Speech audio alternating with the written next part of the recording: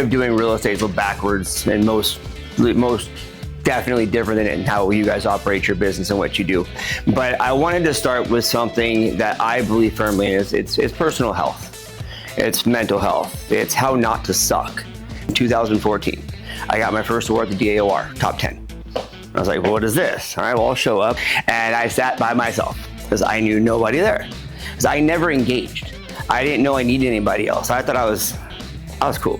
And then I saw Michael Burdell go up there. He got number 1. And then so I'm like, all right, this, I'm coming for you. The following year, I became number 4, okay? And at that point, it was my God-given goal to go beat Michael Burdell. And I talk about him all the time. He was one of those people that I saw that worked hard, always at the office, his 24-hour real estate logo. I said, I work 24 hours a day. Why can he do more volume than I can? I met with him, I had lunch with him, he was kind enough to talk to me. And that's when I realized the board was not just a board with a bunch of realtors. We're actually all in the same theme, same team, same family. We're just wearing different baseball caps, right? Mine's prettier, but that's okay. So I've always worked from my own office. I've always done boutique real estate, rock and roll meets real estate kind of thing. Like I told my agents, I'm like, look guys, you need to go join clubs. So what did I do? I had children. Children are great, right? So I became PTA president. But I then coached baseball. Every day I was in front of 30 different families. Every Tuesday and Thursday and Saturday, we had a game with 30 more families. So there's always cards in my back pocket. Now my list isn't enough. So I became the vice president of the league. And then all here in Downey. Then I joined Rotary. I met people business to business. I joined the Chamber of Commerce. I started showing up. I went places. I fixed myself here in the city of Downey. I was like, look, I didn't grow up here, but you're gonna find out who I am. We did 128 units last year. 90 of them were mine. So I'm a very selfish individual, but that's why I'm a good realtor. My job this year is to turn that number around and get them to match what I do. We reject feedback. We're afraid of someone to tell us why we suck. But this is where we fall down, and we have to get back up again. All right? No one has it all figured out. None of you have figured out. I may have a little more than you do, but not by much. I'm still learning every day. And that's why I get better. I've never had a down year. 2025 was supposed to be the worst real estate market we had. I had the best real estate career of my life. So I decided I want to sell a house in Lake Elsinore, Compton. Mind you, I do loans, so I wanted blue collar people, a W-2 and a pay stub. People that can refer me people, because I felt that white collar people know white collar people, us. Blue collar people know blue collar people, my clients. And that's where I got started. I taught people in Compton how to become wealthy and how to own 4, 5, 6, 7, 8 homes, how to reuse your owner occupied over and over again. Go buy FHA, refinance conventionals, go buy FHA again, move you up. Let's buy a 4 unit this time in Long Beach. Now we're by the beach. I taught them how to gain generational wealth. You guys are trained wrong. You're trained to believe, to do a script. All these guys that make money on Instagram say, oh, follow my book. This is how to sell a house. Find out your way of selling a house. They're hiring you as their listing agent because they like you or they see something in you. We can all run a sunset open house and have cheese and wine and do all these fun things, but can you sell a house? Can you have a conversation? Your ceiling is belief-driven, not market-driven. My ceiling is belief-driven because I have a conversation with myself every day that I'm gonna be the greatest thing since sliced bread. If you can't pat yourself on the back, no one else is gonna do it for you. Success is contagious, right? And I preach this thing in my office all the time. I preach the same thing every single day. When they finally listen to me, and they finally go, oh, it's not a secret sauce. There's no fucking secret sauce. It's ain't in and out. The only thing you can do is work hard and show up. And if you show up, it'll come. You're all full of excuses. I don't have any. I'm gonna piss people off. I'm not everyone's cup of tea, but I'm gonna sell your house, and you're gonna come back. You can complain, I don't want to cold call, I'm not a strong negotiator. I don't cold call either. But if you're not gonna cold call, put yourself in a position where you meet people.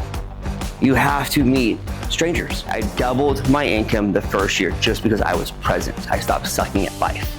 Life and I became friends. I enjoyed life. I went to the gym, I ate healthy, I lost 40 pounds. I went into a whole new regime. My body is my temple, not my device. That today, you're 1% better than you were yesterday. You give me 2% better, even better. But happy to be alive. Happy to wake up in the morning, get up early, watch the sunrise. Negotiation is operational. What do you tell yourself before you call the client? Do you have a conversation with yourself about what you're gonna say before you call the other agent or you write your offer? I don't. I just jump in with both feet. I tell her exactly off a whim. Here's what I need. What you got?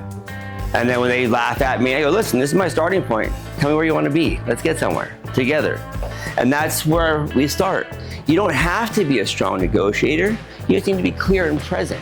You don't have to be liked. So just go out there and try not to be liked. Try just to be yourself. And everyone's going to like that. Every offer I write has a 3% commission on it. Why? Because I'm not going to get it if I'm not told no. Counter me. And if I'm lucky enough, my BRBC is going to pay the other half. Right? But if I don't ask for it, I can't get it. If I have to waive it at the end, I'll waive it at the end. If I get 1%, I'll still sell it. I'm a unit-driven individual. The more units I do, the more money I'm going to make, the more confidence I get. So I called her back. I was like, hey, what's wrong with you? She says, what do you mean? I just told you a badass house in 1.8, 15% down, it's $270 out of pocket, and your payment's gonna be less than $13,000. Like, I thought we were right in the bubble. Because yeah, but I don't want to pay more than 1.788. Are you kidding me? Fine. I called the agent back, said, yeah, I'm writing an offer at 1.788 and drop my commission 12 grand. I don't care, I want the unit. My client wanted a house and the seller was stubborn. That's fine, I'll give a little. I don't give a shit, what's 12 grand? It's a 1.8 house paying a 2.5% commission. So I lost what, 0.75%? Off. That's fine. I'll make more tomorrow.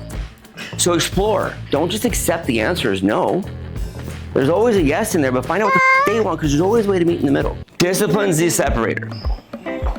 Routine over motivation. Y'all paid money for Tom Ferry. You've all paid money for Tony Robbins, right? These assholes tell you, oh, it's all about motivation. I can walk on fire with bare feet and all these cool things, right?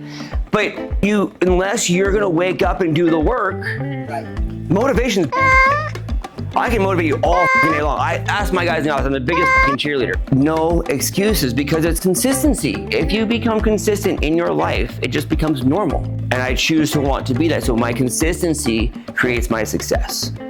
Mental health is hard for everybody.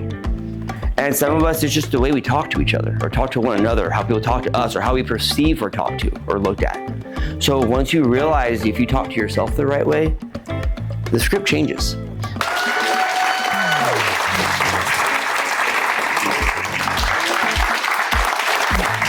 Thank you guys for coming today. And when you're happy with yourself, everyone else will be happy with you too. Excuse me for all the F words, but I don't know how to talk either way.